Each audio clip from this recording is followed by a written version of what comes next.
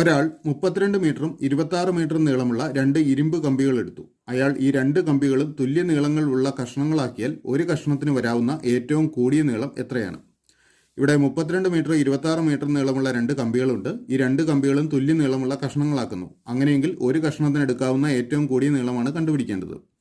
ഇവിടെ രണ്ട് കമ്പികളും മുറിച്ച് കഴിയുമ്പോൾ കിട്ടുന്ന കഷ്ണങ്ങൾക്കെല്ലാം ഒരേ നീളമായിരിക്കണം.